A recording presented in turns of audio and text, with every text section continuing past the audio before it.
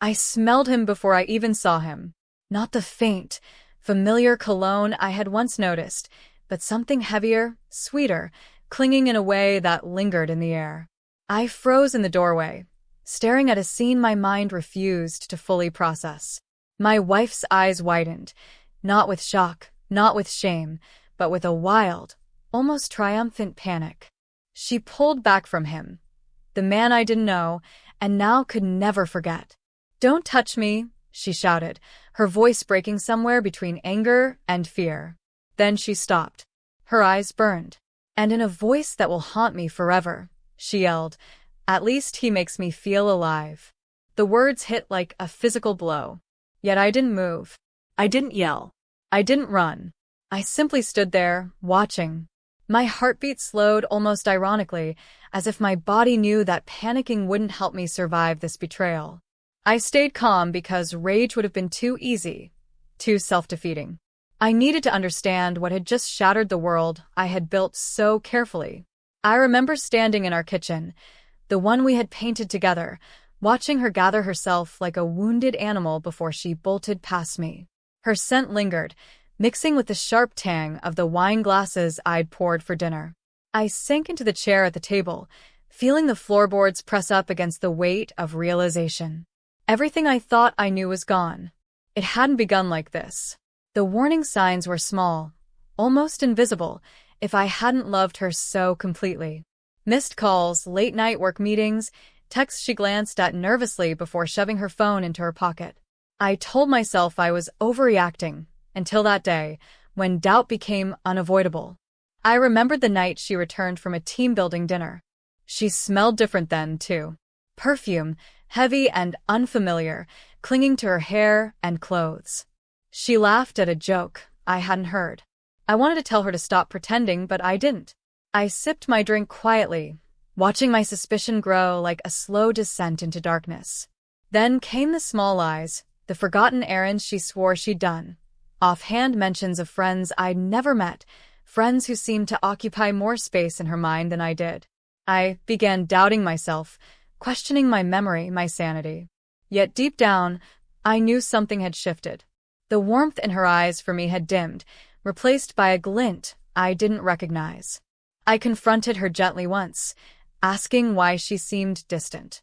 She smiled, reassured me, and for a brief, fragile moment, I believed her. That belief, fleeting, made the later discovery even more devastating. When I saw them together, her hand resting on his shoulder the way it had once rested on mine, I felt a strange, hollow calm. Shock was undeniable, but my calmness was a shield. Losing control wouldn't protect me. Observing, breathing, standing still, it gave me a fragment of power in a moment meant to strip me bare. Her proclamation rang in my ears over and over. "At least he makes me feel alive." Alive. The word she chose defined what I hadn't been giving her. Perhaps she was right. Perhaps I had grown predictable, safe, too comfortable. But betrayal can never be justified by boredom. Her truth only sharpened the blow. I thought about the nights we had spent tangled together, laughing, sharing secrets and dreams. Were they lies? Or rehearsals for this moment? My chest tightened, and I closed my eyes to stop the room from spinning. Echoes of her voice haunted every corner of our home. Memories became knife edges. When she returned, frantic and tearful, begging me to understand, pleading for me to see her loneliness, her passion for someone else, I stayed silent. Yelling would have been easy, but meaningless. My calm was my armor, my test.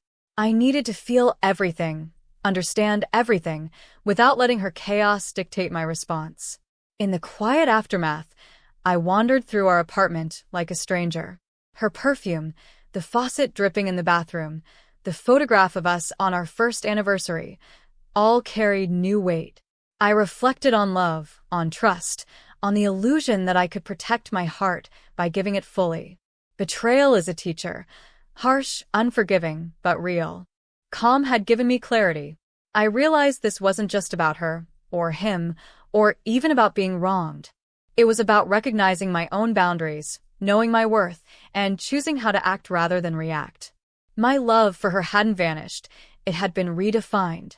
Love is patient, yes, but also discerning. When she begged for forgiveness, I didn't answer right away. I watched her, the woman I had adored, now a person caught between guilt and desire. Immediate decisions, rage, vengeance, pleading, would all have been mistakes. My calm gave me the space for truth. Eventually, I made my choice, not out of anger, not out of spite, but out of self-respect. I told her I needed space. Our marriage, as it stood, couldn't survive the reality of her betrayal. I didn't yell. I didn't cry, at least not in front of her. I simply walked away to think, to breathe, to exist without her shadow over me. She collapsed into tears, screaming that I was abandoning her, that she had never felt more alive. But I had already felt the first stirrings of my own new life. Not one with her, not yet, but a life where I could rebuild, reclaim, and redefine my self-respect.